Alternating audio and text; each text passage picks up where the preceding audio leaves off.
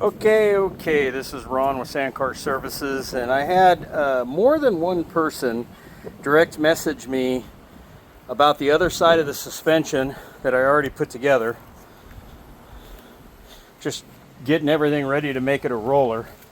And they happen to notice my weld washers. And they happen to notice that my weld washers aren't welded. And they thought that was odd. Shouldn't a weld washer be welded? Well, yes, a weld washer should be welded, but let me show you what I did 5 years ago.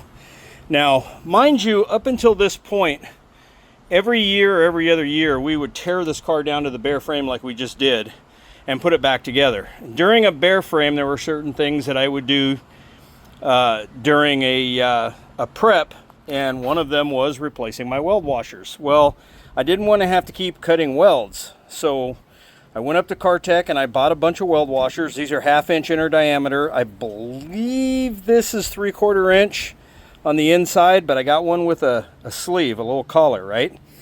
So if you look at this really carefully underneath my powder coat, because you can see where the weld disappears right here. I made it so I could cut this off, but I went to Cartech and I bought 1/4 inch weld-on tabs. I believe this was for like 1 3/4 inch tubing, and I bought the matching weld washers. Well, what I do is every time I go to pre-trip my car or work on it, I simply just pop these out and pop in a new set and then run 1/2 inch bolts through it, and I never have to keep cutting and welding. I just simply change these out. Now, obviously you can tell I had to hammer that in so the hole is not getting walled out at all.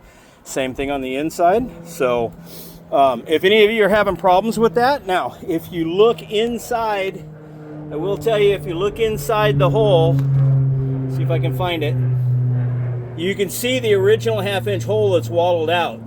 So what I did was I put a bolt through with the weld washers on it, marked where the weld-ons needed to be.